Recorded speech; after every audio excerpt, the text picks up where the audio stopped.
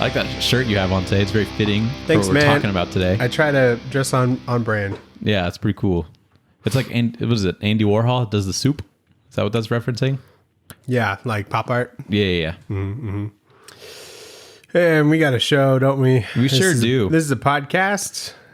The Tradewaiters podcast. We read some comics. It's like a club. Comic book club. Book club for comics. It sounds like you're giving a presentation with a presentation you've never seen before. Right. Like your friend does. Your friend does the PowerPoint. You're like, and it's a comic book club. I'm Daniel. You're Nathan. We're brothers. We read comics. Trade specifically. Yeah. Yeah. So we got segments. We start with the news.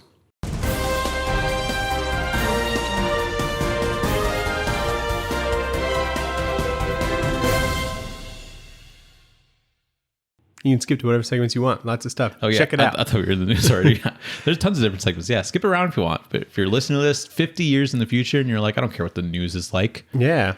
just skip to the book. Nathan, some local news. Phoenix Comic Con's announcing some guests. Oh, I'm so excited for the guests. Have you so seen far. some? Yeah, we got David Finch. David the Finchster? That he was the first person who ever signed stuff for me because that was really? one of my first cons, and I just was so shook that this man was just there. I'm like, you make comics, and he signed Batman 1 and 2 for me for his The Rebirth one? yeah. Wow. I didn't know. I haven't even met Finch. Really? Yeah, no, he was drawing this insane, just double page spread thing. I think it was just a commission he was doing.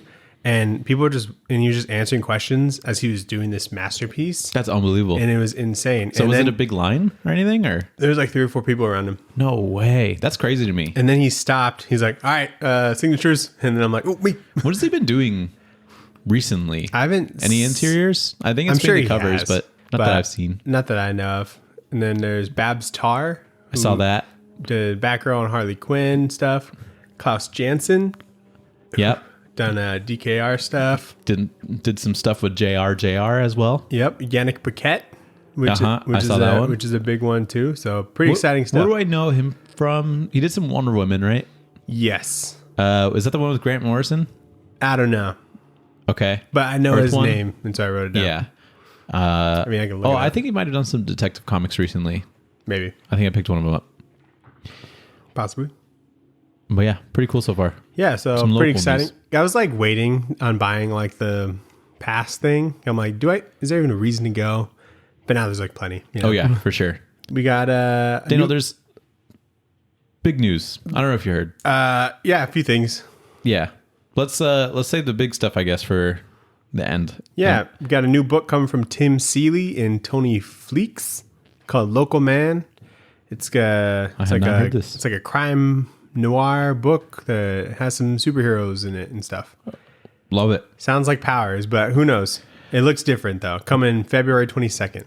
Did we talk about Tom Taylor taking over Titans? Yes, last week. Okay. Did you know that they're going to be like the new Justice League?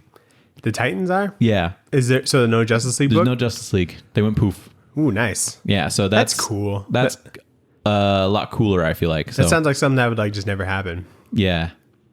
So I like that. Doom Patrol ended. It got canceled. Same thing with Titans. Yeah, and that's more official. Is that surprising? No. I'm surprised Titans got that far. Doom Patrol is probably pretty good, but I'm not that far into it. Nathan, bigger Yes. news than the news you're thinking of. Original graphic novel Pulp is going to be a movie at Legendary Studios. Whoa, Legendary? Yeah. That's a pretty good studio. I know, isn't that sick? Yeah, they make I've heard movies. of them. they make movies. Yeah, so I was just because I was reading that, and I was like, this is cool. I don't know if it'd work as a movie or anything, but Yeah. they're just going to go for it, and so that's cool. Yeah. Here's something interesting that I saw. There's a new digital comics downloading and reading app that's in the works called The Omnibus. What a great name. It is a good name. Who's making this? It's from some people that have done other work for other tech companies. Travis Schmeiser and this other dude's Twitter handle is Furious KJ. And so they recognize a bit of a hole in the market right now because 1000%. Comixology is kind of shit Damn. because of Amazon, not the people that work for there. because they're typically pretty good, but 75% of them got laid off, unfortunately. But it's going to come to iPad early 2023 and then mobile and web soon is what it says.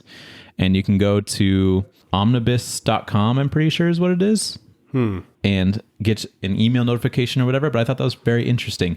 And something that is a little concerning, I guess, is that in their like little preview thing of the app itself, no Big 2, which is probably because they haven't signed on yet, but I am sure if it's good enough, we'll get some Big 2 stuff on there. Is there image? There's image, yep. So we got like in their preview, there's like bloodstained teeth, paper girl, something is killing the children, which is boom. Okay. So maybe there's some contractual stuff there. There could be. But that's cool. That's a good thing to hear. Yeah, I would jump ship from Comixology in a second. The only thing if there's is a better like experience app. The only thing is like there's all that stuff that I bought on Comixology, you know? Who gives a fuck? It'll still be there. You still have your sign in. That's true, yeah. Yeah. Yeah. And then I wonder if they'll make something like a Comixology Unlimited, you know, where there's some stuff that's I would sign up for that. Yeah, definitely. I feel like so. Hopefully that goes well. It sucks it's going to iPad first. I guess it makes sense, but I just don't have an iPad, so I would just have to wait. They want to survive, Nathan. Yeah, I guess iPad's the easiest thing to create an app for, or like the iOS stuff is like easiest to like make an app and like get it approved and deploy it. So yeah, that's cool.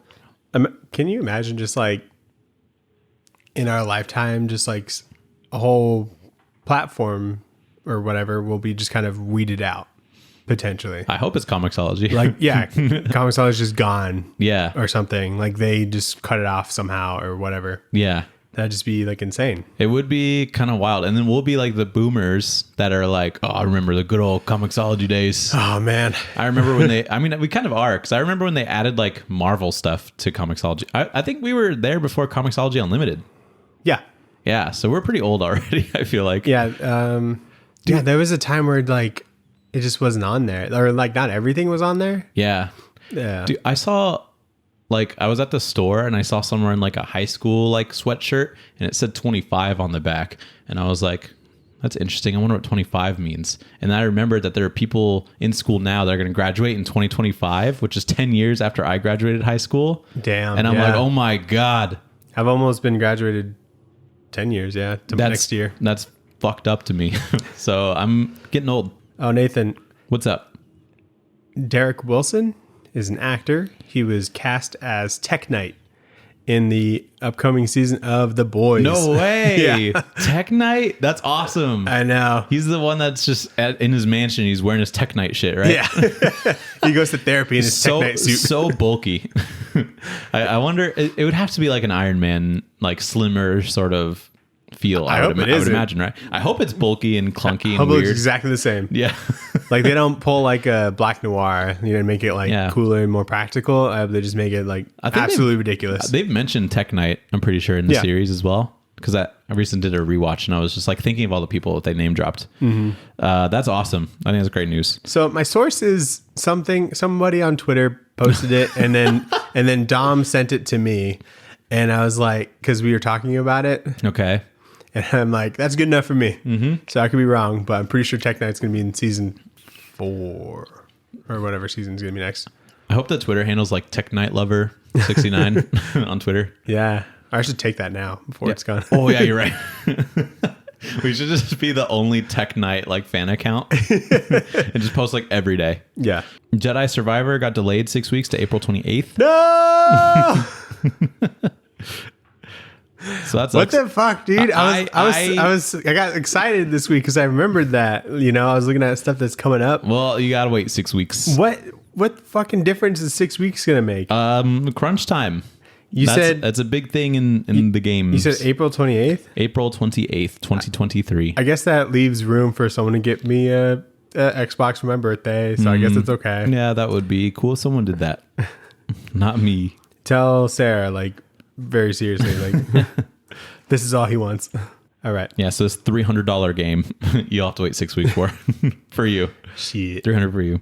Dane, I don't know if you heard, but there's been some DC movie and TV announcement news. Yeah, I didn't even watch the video. Like, just everyone else was talking about it and summed it up. I watched the video. How long is it?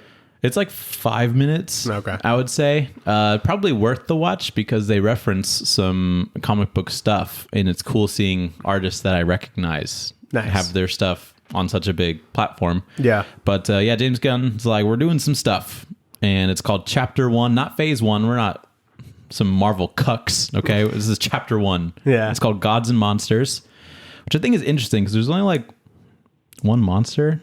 But basically, it's going to start with I guess those are monsters, huh? Creature Commandos.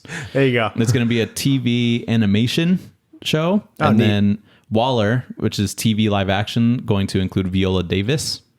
The first movie, Superman Legacy, comes out 2025 in July. Lanterns, which is a TV live action show that he pitched as True Detective in Space, which I think is fucking awesome. Have you even seen True Detective? No. It's really good. You should watch the first and third season. I've heard. Wait, isn't the second one with like Vince Vaughn? You don't like that one? I haven't watched it. I was just told not to. It's about like real estate or something. I don't know. That sounds pretty good. But no, the first one is like a perfect season of television. Yeah, I keep hearing that. Third one's really good too. Okay. All right. But yeah, I'm really excited for that. I don't know what that means because there's a Lantern Corps series that's supposedly in the works. Probably isn't. And it Wait, probably, when's the Lanterns thing come out? 25? There's no date, but it's after Superman, so likely 2025 or early 2026. Then we have The Authority, which is a movie. That's crazy. That's a really crazy one. Brian Hitch art was like featured on it. It was like one of the covers. It's like the Authority cover. So that's pretty cool. Good book. Yeah. Paradise Lost, a TV live action series that's set on Paradise Island, otherwise known as Themyscira. Right. And he pitched it basically as what I took from it was Game of Thrones, but DC. Okay. Kind of. So we'll see what that ends up being. And then The Brave and the Bold, which is a movie, which is going to have the continuity Batman for the first time because the Matt Reeves Batman. Yeah. Yeah, the Batman stuff, it's still going on, but that's an Elseworlds title now. Right. And then this one's like an in-continuity, non-Elseworlds Batman, and it's going to include Damian Wade. Wow. So that's pretty cool. I feel like The Brave and the Bold has never been like two Bat family characters, you know? It's been like, two characters that don't normally interact, but whatever. We'll let it slide. One that I think is a really good choice is Booster Gold, a TV live action series. Yeah. I'm really excited for that one. That's a great idea to have it as a series too. Yeah. And then one I thought was very strange, Supergirl Woman of Tomorrow. Yeah. Because that came out like last year. Right. And not to say that like comics have to simmer there for a little bit until it can be adapted, but I guess he read it and he was like, this is pretty cool. Let's make it a movie. Yeah. So big shouts out to Tom King and Bill Quist Avili and Matthias Bergara, I believe. Or no, Matthews Lopez is the color. So pretty cool. That's just one I wasn't expecting, but it's cool that I think he's doing that book. Yeah, I was looking at that run because I thought I had it all, but I'm missing one. I'm like, oh no, it's gonna be so hard to find.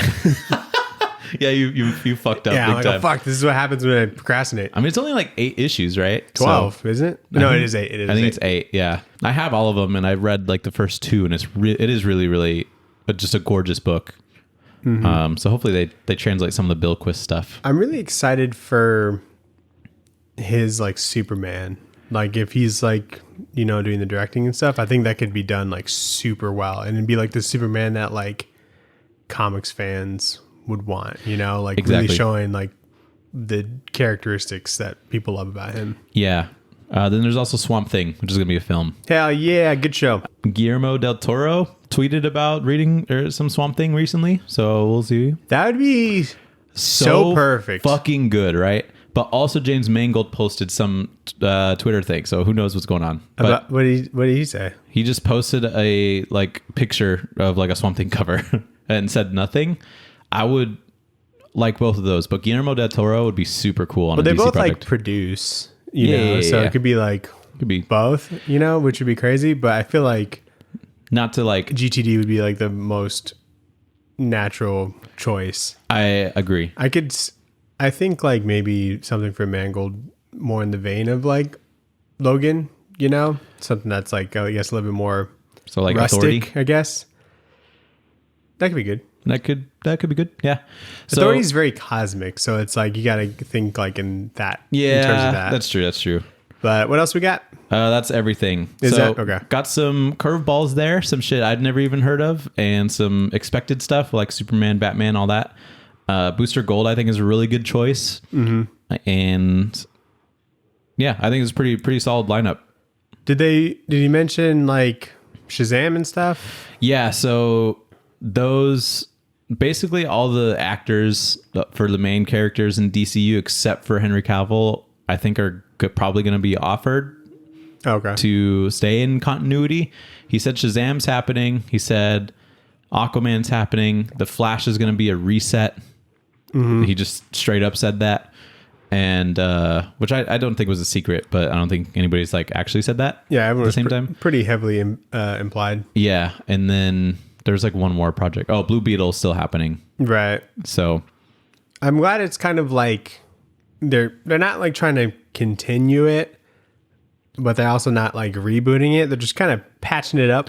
I think they're doing just the DC thing, and they're like, we're making some changes. Some things will stay similar, some things will be completely different, and just deal with it, which I think is good. I also like that they're continuing Elseworld stuff like the Batman and the Joker. Yeah, that's important. Because I feel like it's very natural to how DC operate, like DC Comics operates, rather than like Marvel Comics. Because with Marvel, there's been no reboots technically, or like everything kind of has to be in continuity in some form with Marvel. But then DC is like, here's Gotham by Gaslight and stuff like that. And they're chill with just being like, yeah, this is just whatever. It's just a story, you know? Mm-hmm.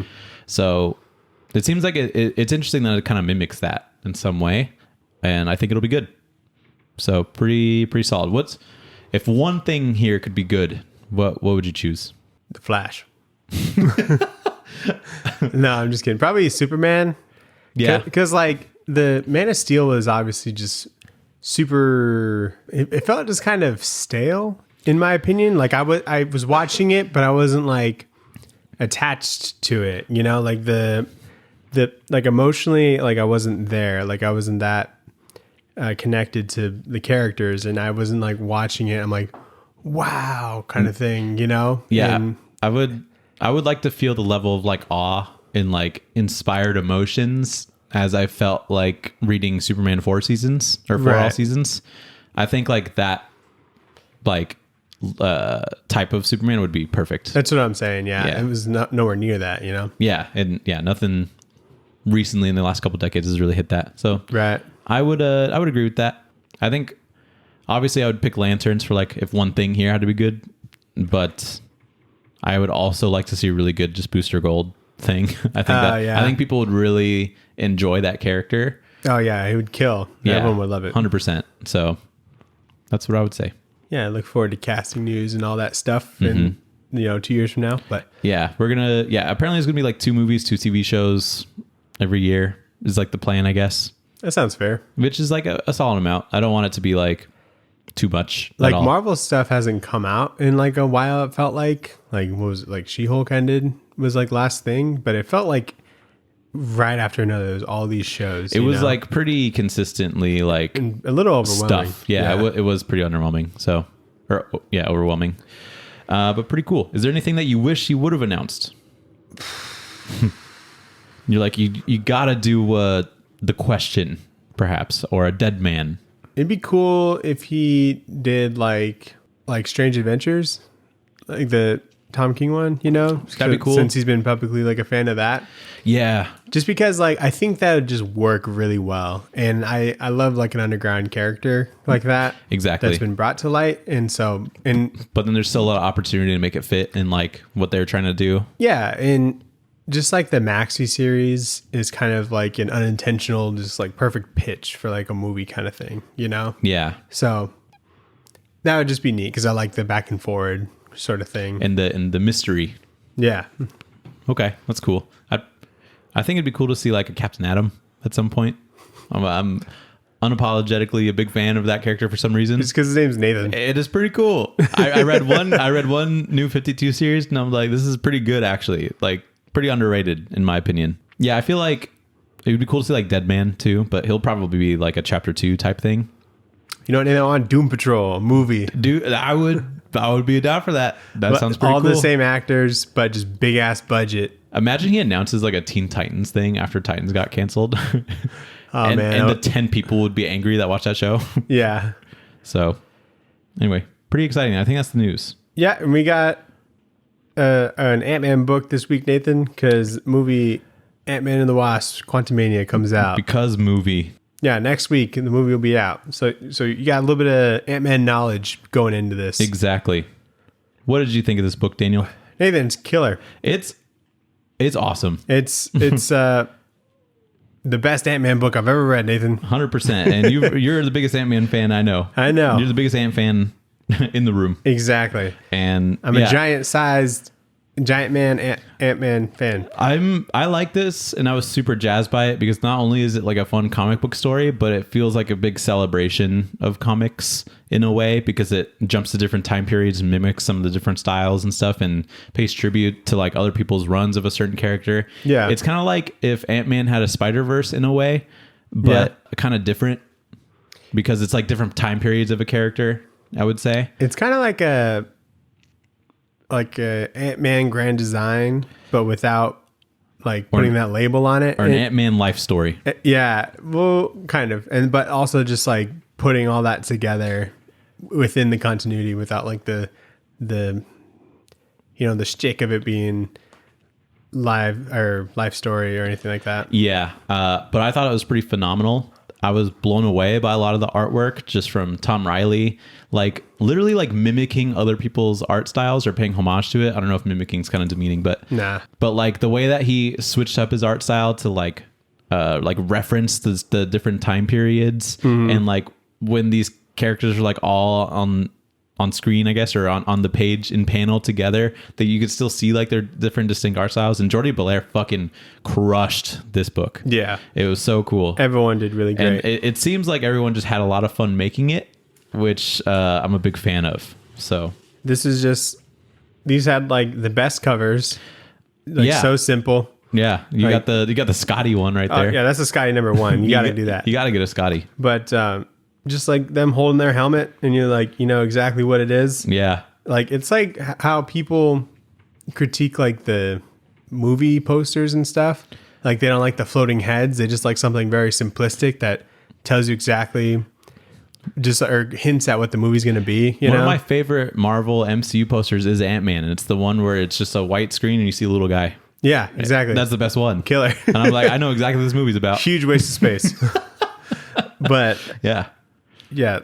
So, and what's fun about this is like, there's like actual like page numbers on the pages. I don't know if you noticed that. For every issue or just like this older one? Good question. I think it's all of them. I don't think it is all of them. And I think you're stupid for that. Motherfucker. No, definitely not all of them. But I do like that added detail because there's one that takes place kind of in the Silver Age. I guess I wrote that down when you saw it. When I saw it. Yeah. All right, fair enough. Big stupid idiot. So you big dumb. Let's get into it, shall we? Hold on, I gotta put this one away. You're gonna take them all out at some point, right? Yeah, but they gotta be safe. All right, number 1. I'm a loser, and I brought the individual issues. Did you buy it on Comixology? Yes. So you can read it in bed? No, I didn't read any in bed, actually. Oh, okay. I read most of it today, in fact. I remember when we first started the podcast, like I was like that a lot. I was like, I got to read the rest of this by lunch. I mean, I'm typically pretty good about getting on a schedule. Like I'm trying to read like 2 issues for the Trade Waiters episode, 2 issues of just shit that I have, and then 1 issue of just something ongoing that I'm trying to read.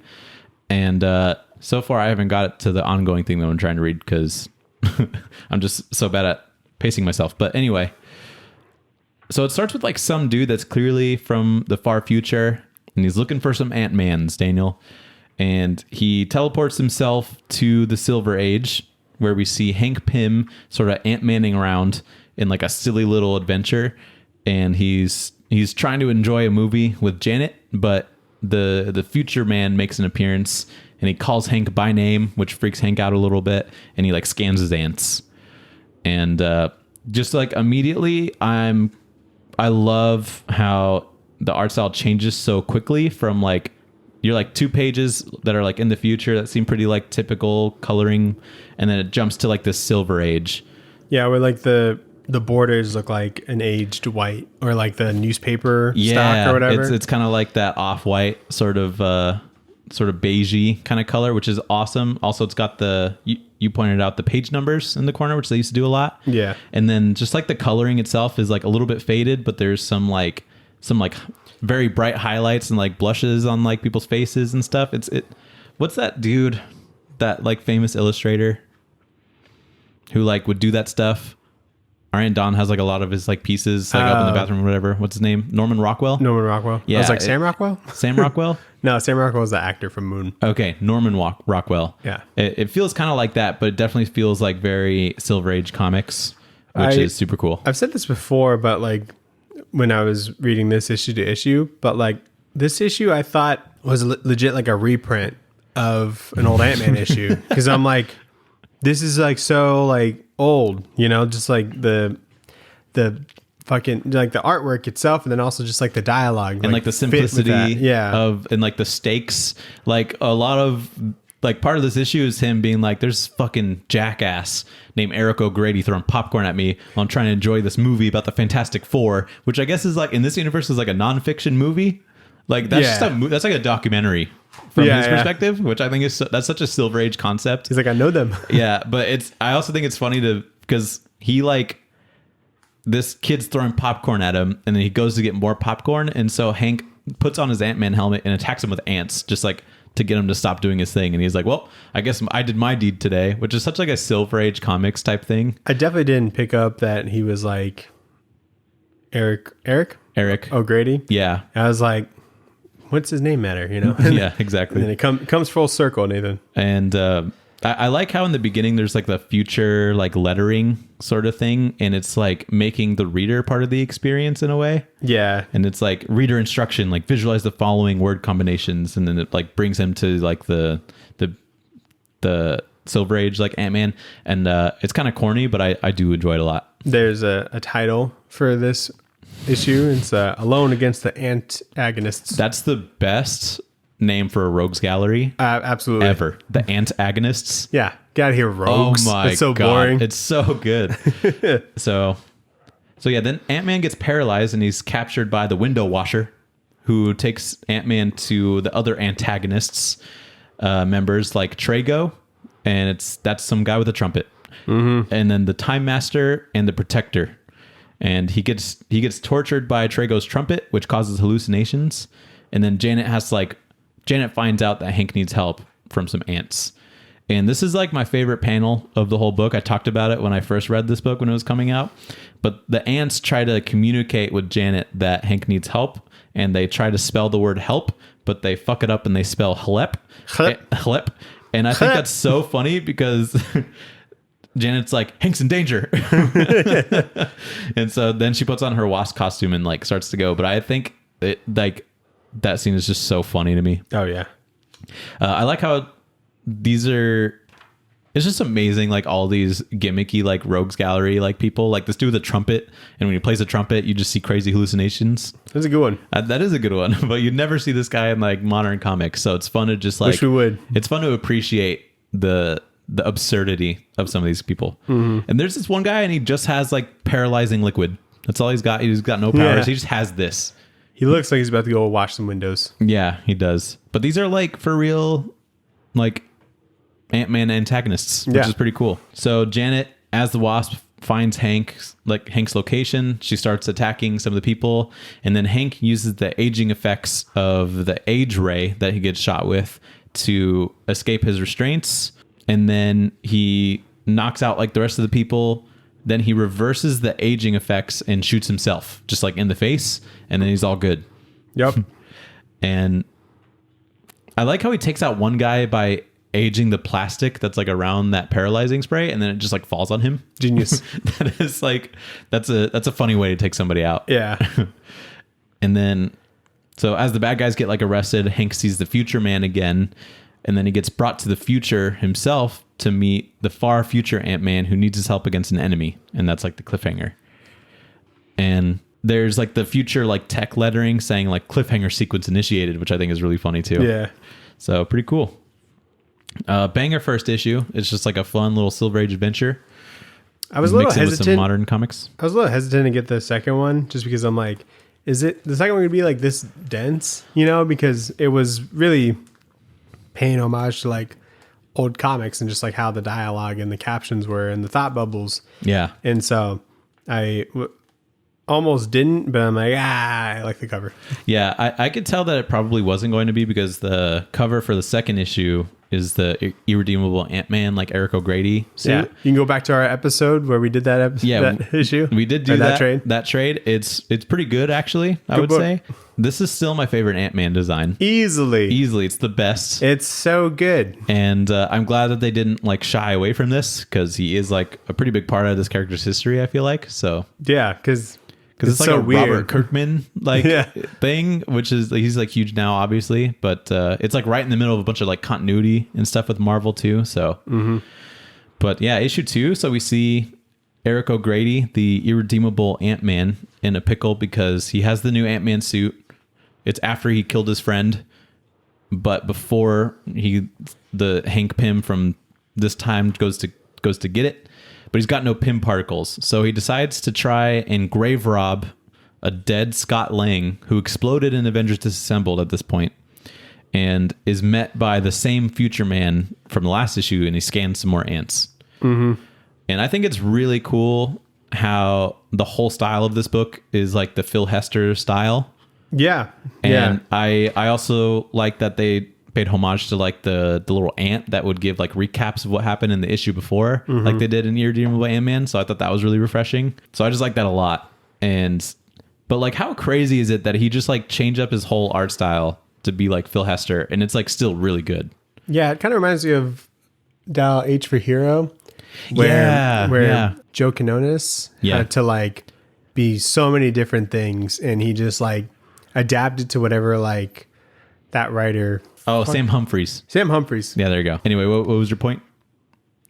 Joe Quinones. Yeah, Joe Quinones being a goat and just like doing all these art styles, and looks like the artist like guested on it almost. Yeah, it's pretty. I would say that's like a better example of like an artist like just kind of mimicking different art styles. Yeah. But yeah, I would say that like I don't know. I like that a lot, just to see like the range of like an artist. Yeah. Doing different things. I think that's always super fun. Because And like the when coloring feels the same as well. Because when people are like so consistent and like stick to their style like so much, I just feel like this is all they can do. You know, I'm like, I just feel like they just started drawing and they got so good. It got to this point, and then they just don't really fluctuate. But Yeah. this definitely shows the talent from Ben Reilly. Yeah, 100%.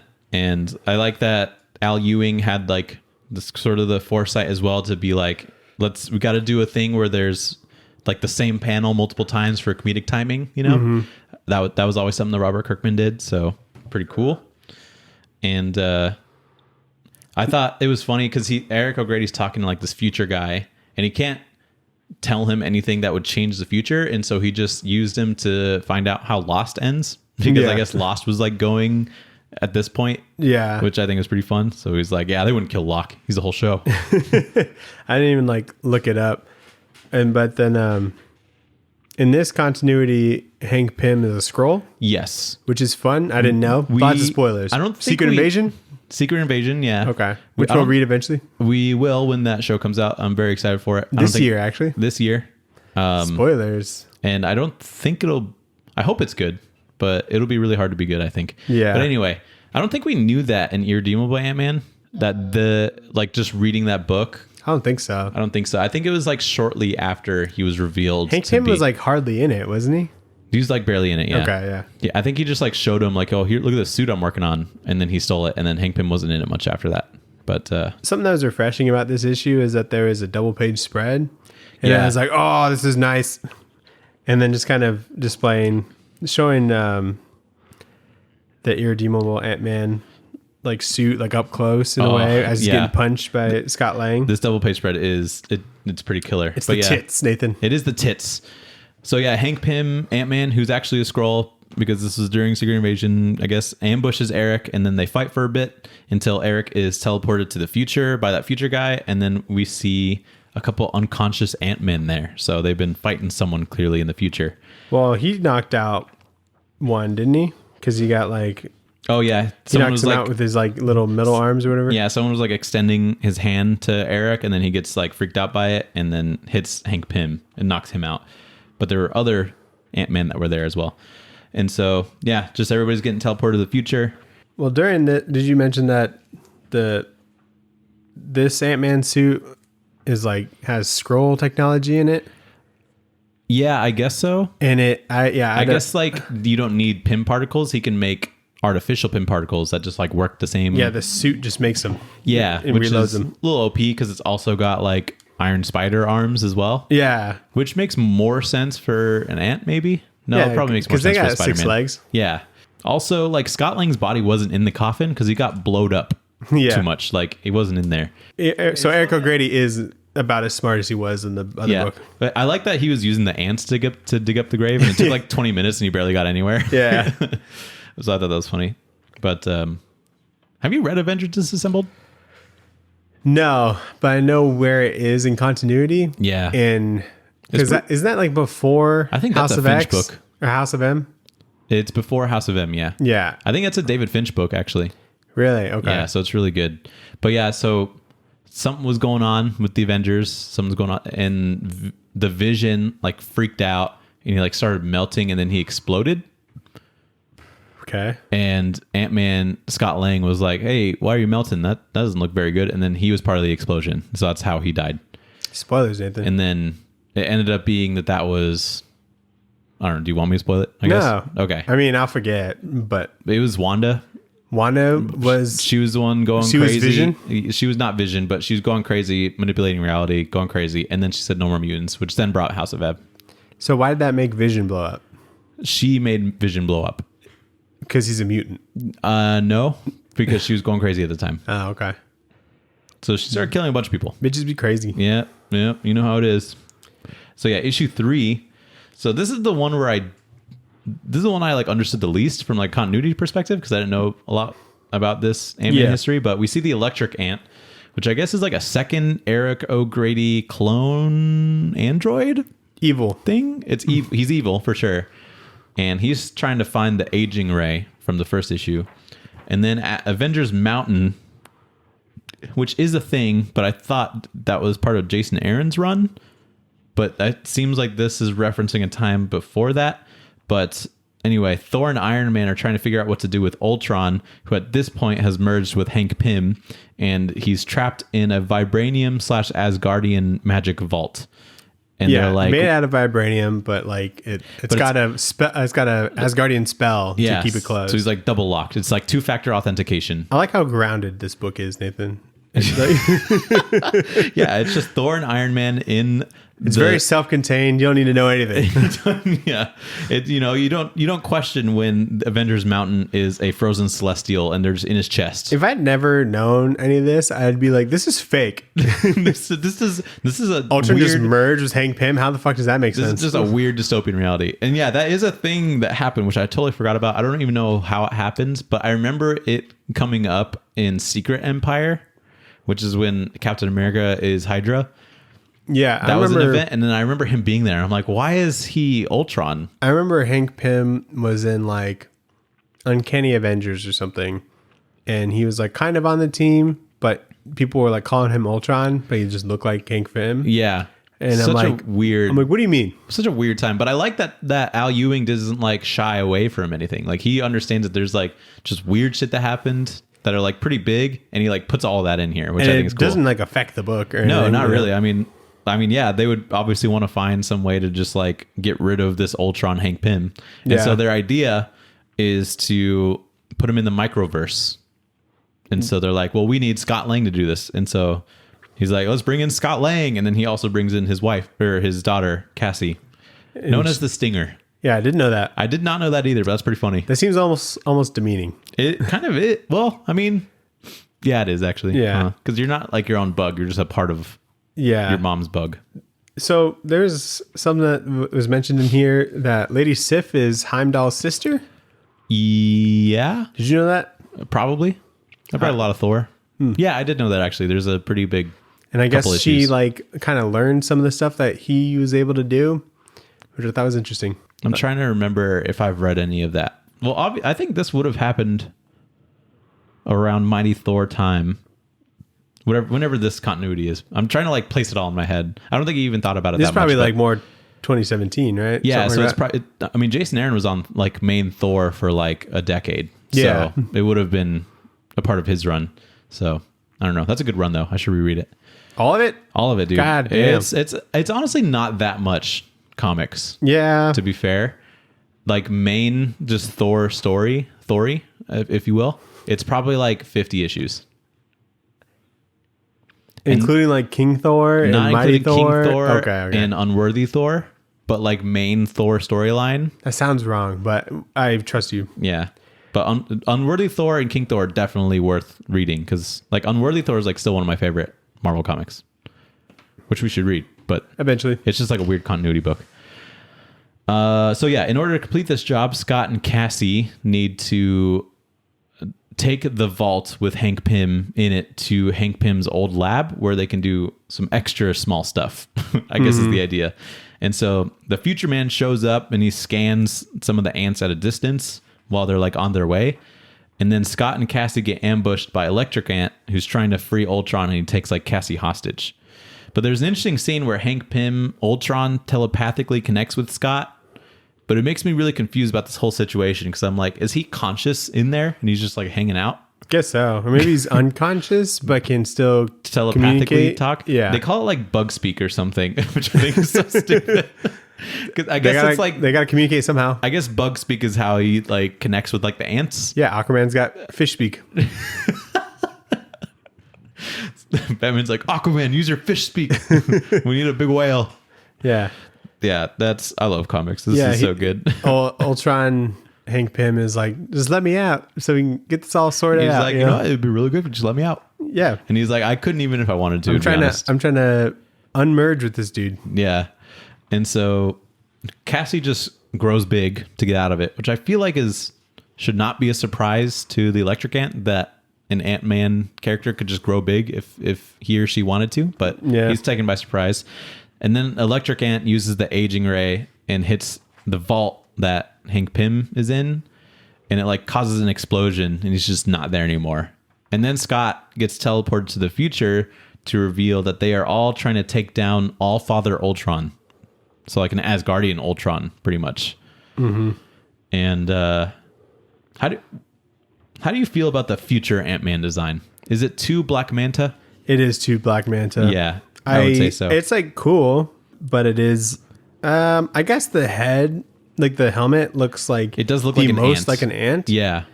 But it's But- the one that I like the least, which is interesting. The first time he shows up in the first issue, that's just like super Black Manta. You know, it is.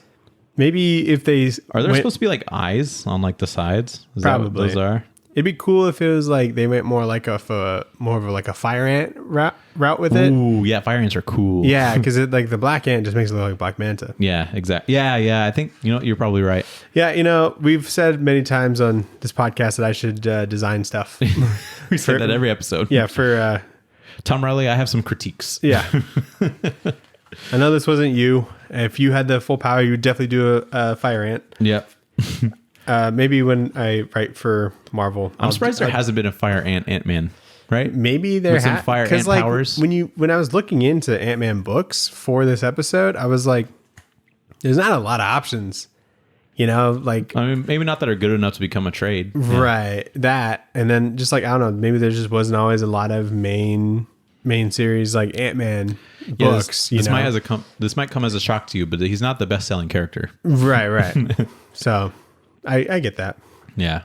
Part of that like future tech thing comes back and it gives us a reader instruction to please contemplate moving 527 years forward in time before we turn the page, which I thought was pretty funny because Still waiting. Yeah. So I actually haven't finished this book and Same. this is as far as I made it. So we'll see you in 527 years. Yeah. So when we're on like our 25,000th episode, we'll come back to this. Yeah. Well, and it'll be a banger last issue.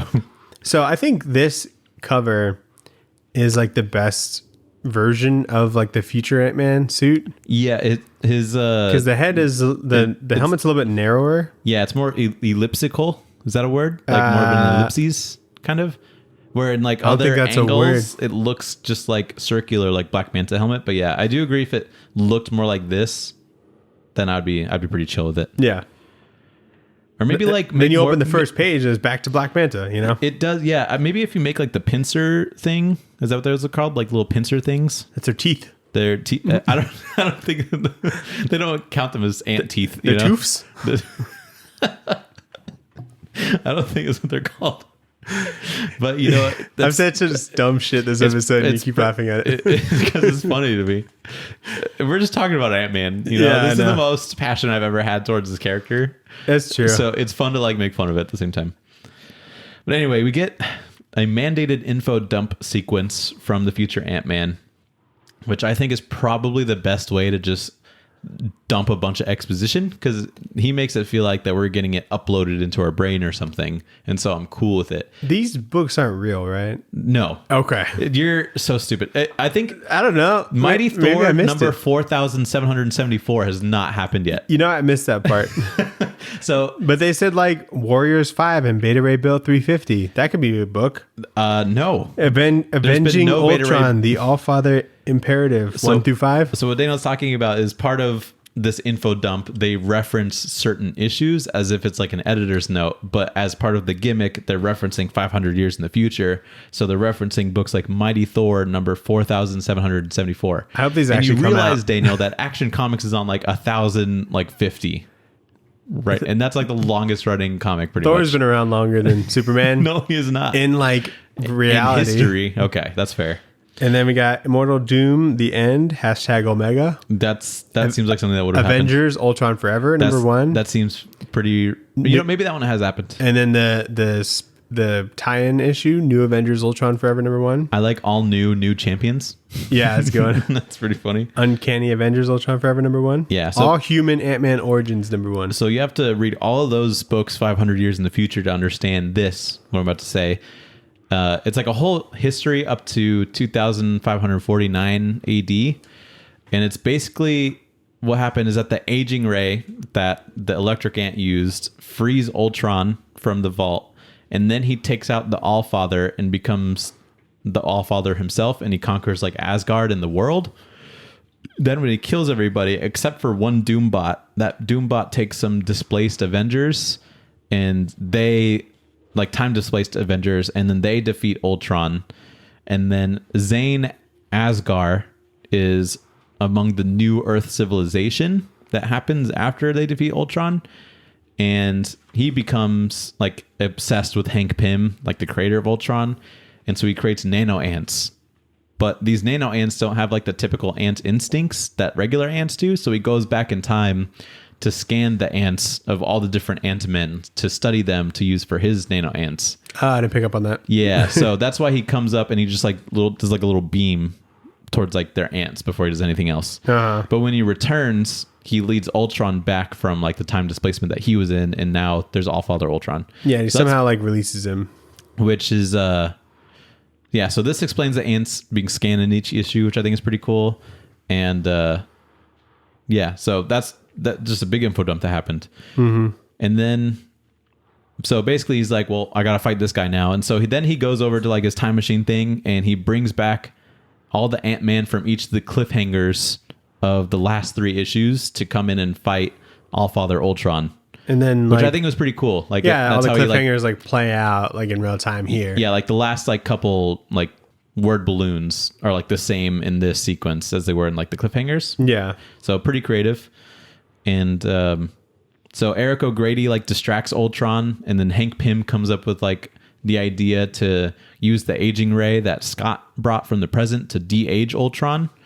And so Zane uses his nano ants to reverse the effects of the ray and uses it to blast Ultron pretty much like nothingness. And then the ants are like, hey, that was weird. And then they talk for a bit before they go back to the present. And that's pretty much what happens. Yeah. So a couple things.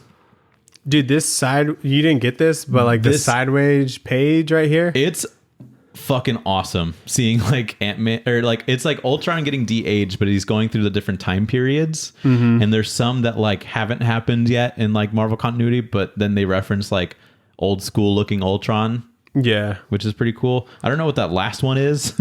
I don't know, where he looks like a ATM type thing or something. I don't know, but it's crazy to think that like Silver Age Hank Pym meets like a fucked up Ultron merged Hank Pym. Like that's gotta blow his fucking mind. Yeah, that's like if you show someone in like the 40s like an iPhone. Yeah, and or they like just, like explode. or like the movie Transformers. Yeah, yeah, that's probably a better analogy. So but like, yeah, what? but this is like a Hank Pym from like the 60s, and he's like, obviously I didn't make you because I don't make anything that's evil. And then Ultron switches to his Hank Pym face, and he's like, "Boo, bitch!" Like it is me. And he's like, "Oh fuck." And then I feel like the nano ants are a little bit too strong, but I feel like since it's super far in the future, I can like it's fair, I guess. Yeah. And then I just like seeing like this last page. You see all the Ant-Men designs in like Tom Reilly style, but they still kind of pay homage to like the original art styles. So I just like seeing them like all together, and they're just like hanging out, and you can tell there's the different influences from the eras. And so great panel, big fan of that.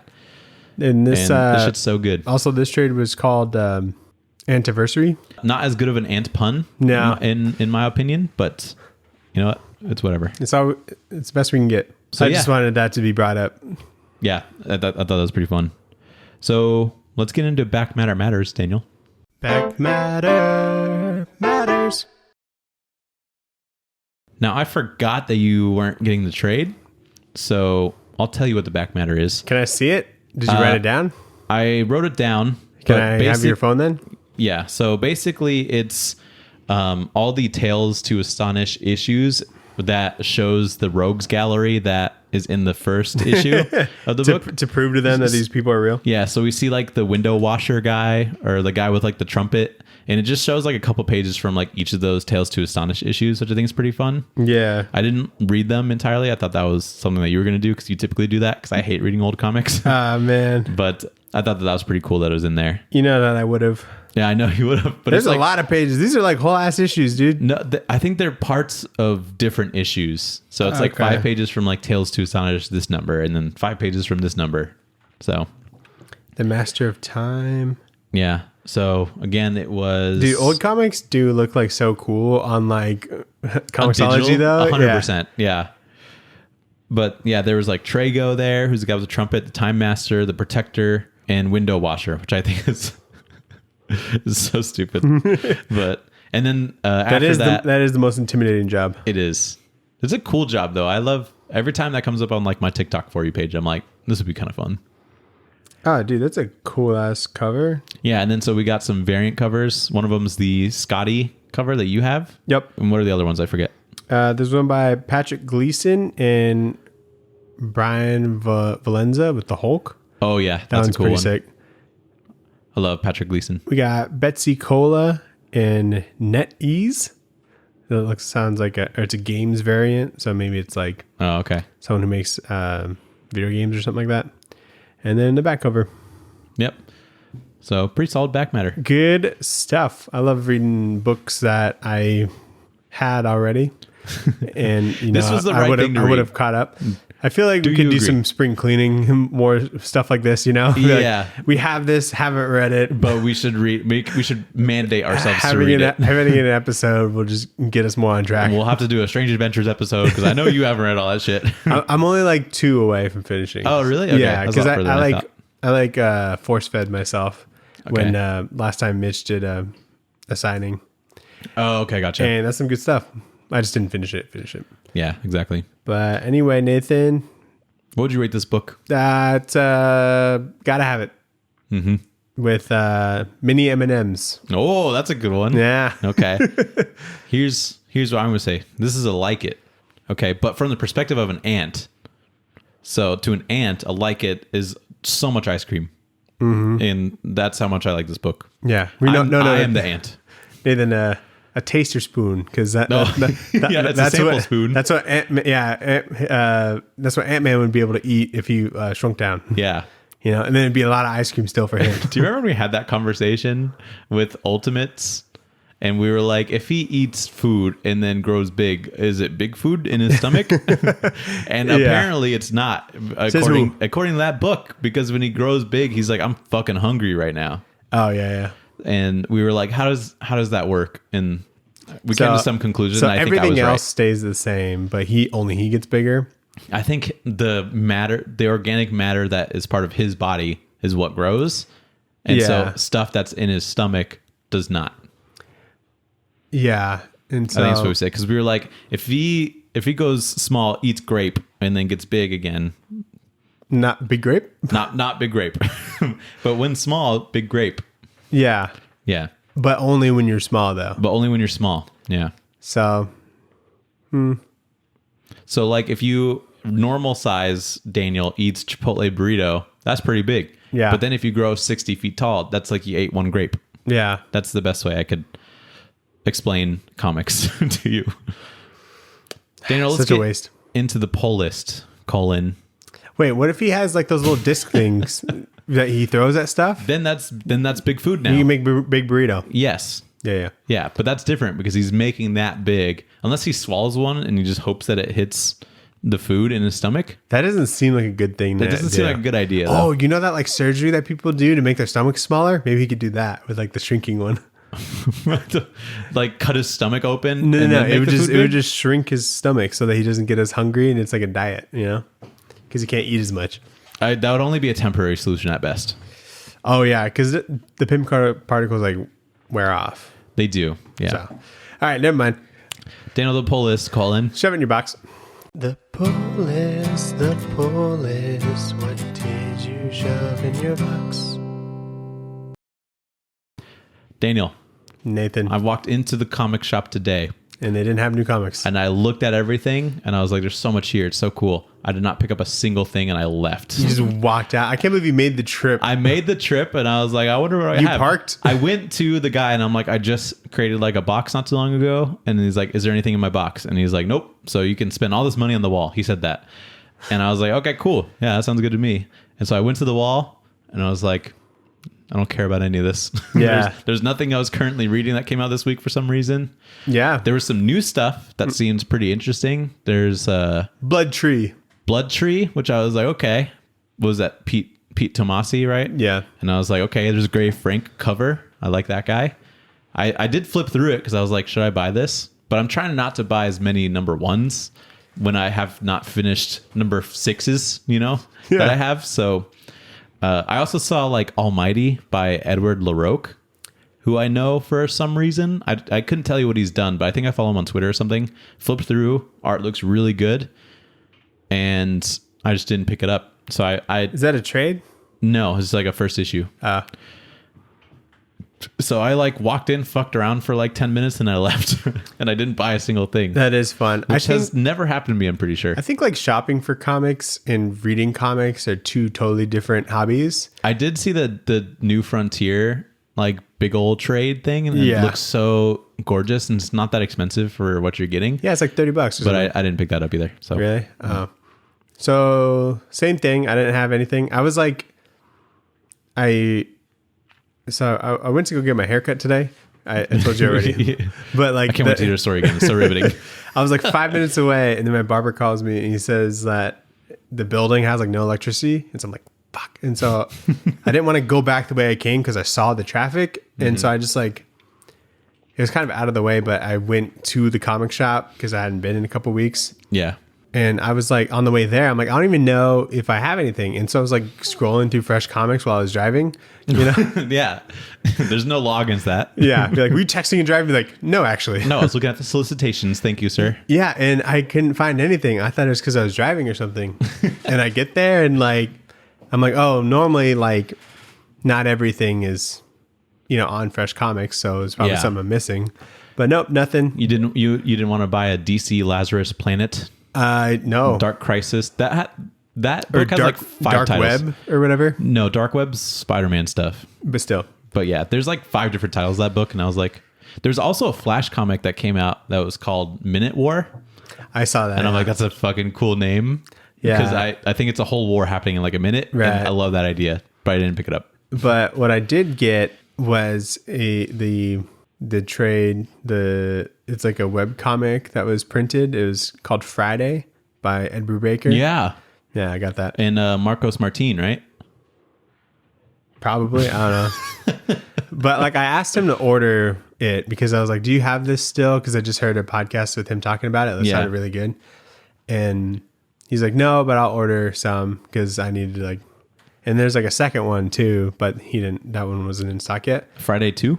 Friday 2, yeah. Saturday? Next Friday. Next Friday. Then the third one would be like Friday after next or whatever. That would be great. Yep. But Marcos Martin's great. hold on. If it's not him, I'm going to be ashamed, but I'm 99.5% sure. Oh, I like the size of it. Oh yeah.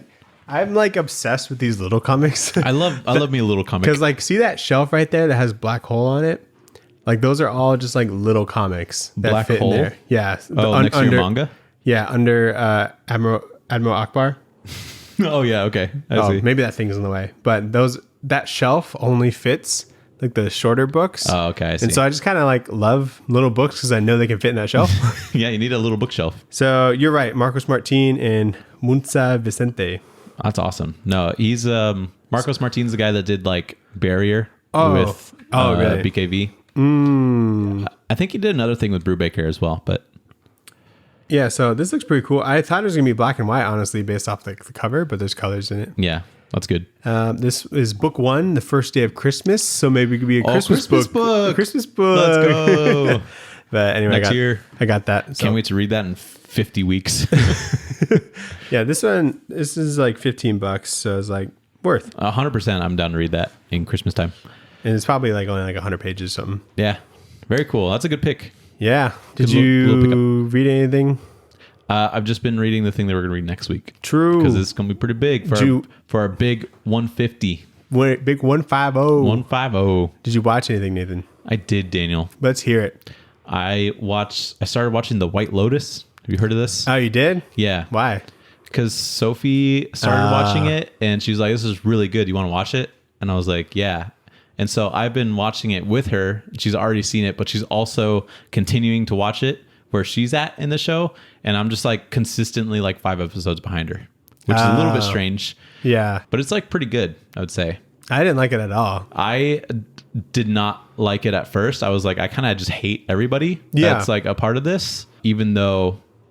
But like after this, I've only watched 2 episodes, but I can already see how they're like weaving the storylines together. Yeah. And they're doing it in like a really creative way, I feel like. Sure, they're all at the same place. Well, yeah, but I think, I don't know. I'm enjoying it. There's clearly like one person you're supposed to like, and it's the person that got moited. Moited. Who got moited? Alexandra Daddario's character. Oh. Wait, is that like obvious? In the first scene, the husband's like, my wife got murdered. Don't talk to me. People at the airport. And then it shows... Did he say that? He does say that. He's like, my wife's dead or something. And so like clearly his wife is not alive anymore. And the whole show's like, why? So if you were to guess, other than her, who dies? I was not aware that other people would die. It's potential. But I think the hotel manager is going to have some shit that happens to him. I think he is either the moiterer or the moitered. I don't know what this says about me, but he was like my favorite character. I think he's great. I'm like, this guy is just keeping it real, you know? Yeah. I don't like that show. It's very overhyped. It's just a show about like nothing. It's just like a bunch of Karens, you know? Yeah, I do see that. I do like the person that went to the White Lotus alone. I think that, and then she like gets like really over attached. Yeah, to like the psychiatrist or whatever. Yeah, the massage person. What's that lady's name? I didn't like her at first, and then I'm like, she's just too ridiculous, and I kind of enjoy her now. She's kind of like a cartoon character. She really is. Oh no, what the fuck's her name? Why? Jennifer Coolidge. What? Jennifer Coolidge. Oh, Jennifer Coolidge. That's yeah. her name. What else has she been in? I think she was Stifler's mom in American Pie. 100%. Yep. Okay. But that's what I think you know her from. Yeah. Oh, yep, she definitely was. It even says Stifler's mom, not even like a different name. She was actually she was in Two Broke Girls. Do you remember that? Yeah. Yeah, she's really Okay, big part in that. I can see her in that as well. Oh, isn't she? Doesn't she work there? Like part of the thing? She was like some rich lady who just like always went in there and was That's like probably how I knew her. banging the cook. Oh, okay, yeah, yeah. But anyway, anything else? No, that's the only new thing, and just continuing all the normal things. I've been playing more Midnight Suns, which has been fun, and playing more Valorant, and then just watching The Last of Us. Cool. Which have you started? No. You should. I was an emotional wreck this last episode for about 20 minutes. Because of the gay sex scene? Yes. Yeah. I saw my boy Nick Offerman be a gay man, and I was like, God damn it. I was wondering if he was in it, but He is, and Parks and Recreation is like my favorite show. This is my favorite thing that Nick Offerman has ever done. Wow. This is the only show I feel like in forever where I want to watch it as soon as it comes out. And I do not watch TV a lot, and you know this about me. Yeah. But I am going to be there at 7 p.m. Sundays every single week, except for Super Bowl, which is going to pain me a little bit. I'll have to be off the internet until I watch it. Maybe they'll just postpone it. I will watch. No, they won't. It's going to be airing the same day. It'll be like fourth quarter. I know. And so, yeah, I'm probably going to watch it like right after, but it's really, really good. Okay. I believe you. I just haven't got around to it. I cried a lot. Wow. And then I thought about it for like 2 days after. I'm like, that was so good. So you just stopped thinking about it yesterday? yeah, no. Yeah. No, it came out on Sunday. Oh, yeah, today's Wednesday. God damn it. Well, then I've still been thinking about it, I feel like. So I highly recommend. I know. Nathan, Sarah had her bachelorette party on Saturday. Oh, yeah. And so I was like, just home the alone. old ball and chain's gone. Gotta watch some movies. I was so lost in like what to do. Like there's too many options about funny. what I could possibly do. So I did I was multitasking. I was like building Legos by watching movies and also watching movies that I know she would not want to watch or has also declined watching in the past. Okay, cool. I watched Kick-Ass 2. Oh, a good one. Because I've never watched that one. Dude, Jim Carrey is like a completely different person in that. 100%. And it's so impressive. Yeah. I don't remember much of that movie, but I remember at the end he does a one-armed pull-up, and I've never seen that before in my life at the time. I watched that movie in theaters, I think, with Ben. Dude, fucking Daniel Kaluuya is in it. I don't know if you remember. Yeah, this must have been one of his like early roles. Whoa. He was a character called the Black Death. Can't imagine why. Yeah. It was because like that villain dude, like McLovin, he just like names all of his henchmen these really racist things. And so he's like, maybe I do like remember that. the black guy is like, you're the Black Death. That's awful.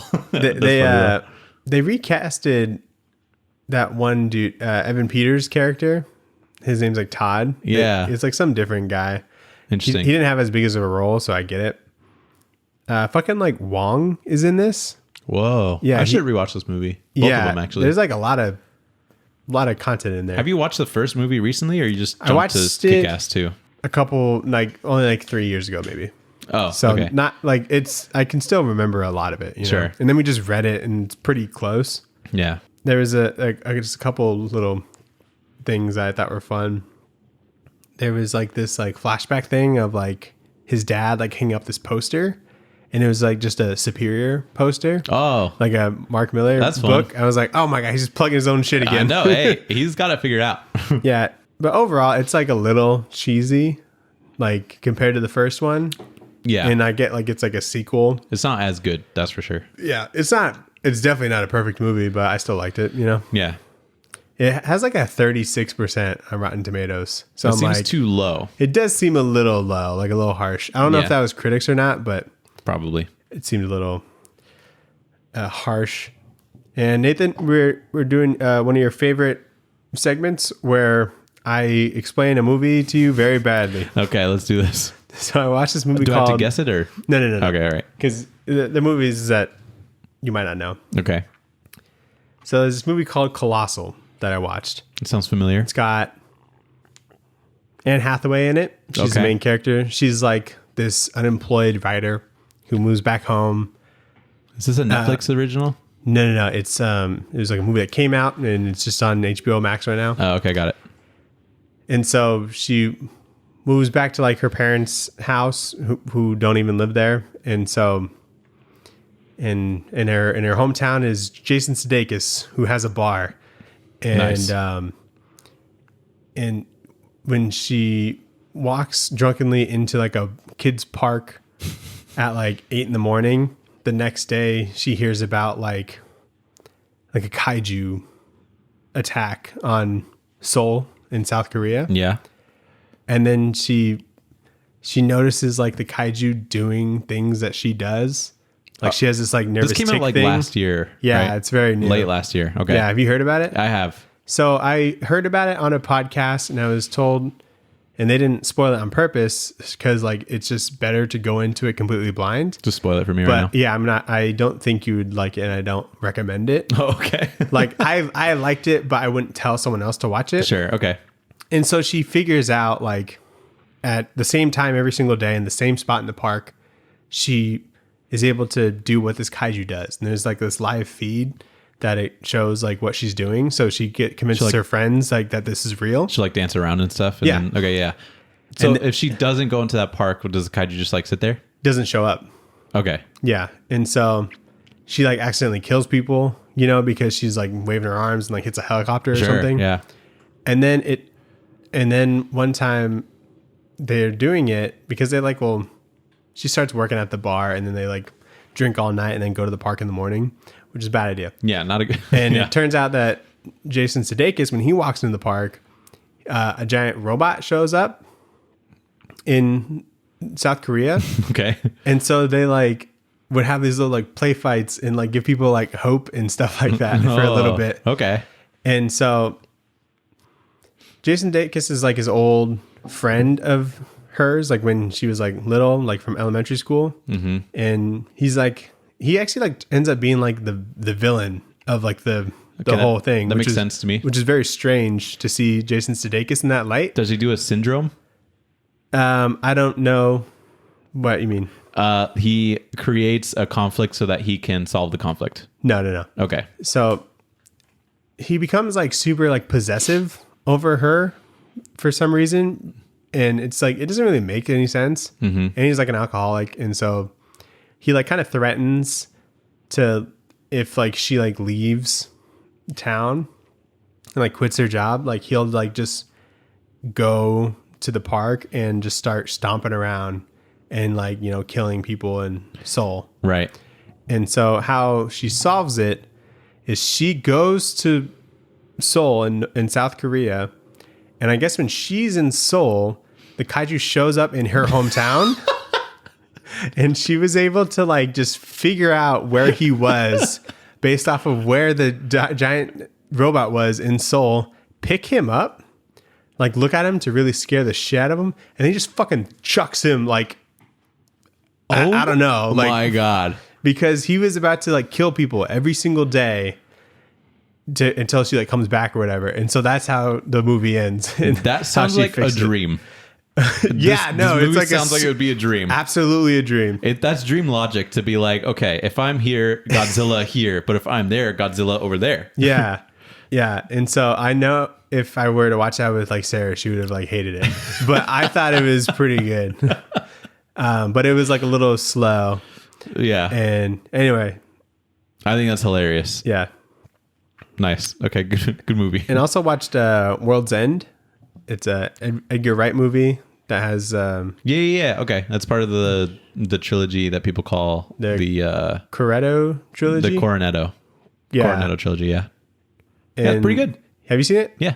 Okay, cool. It took I watched it forever ago. It used to come up on like Comedy Central or something all the time. Really? No, because I'd watched Hot Fuzz not that long ago. I'm like, oh, good movie. And then pretty good. I heard that there's another one, and that's like the third one. And this one had like a much bigger budget than like the other ones. Oh, yeah. And so I was like, this is crazy. Yeah. I was like watching it. And I'm like, is this movie like about nothing? Because like it was just like this all about drinking and like doing this like bar crawl or whatever. Yeah.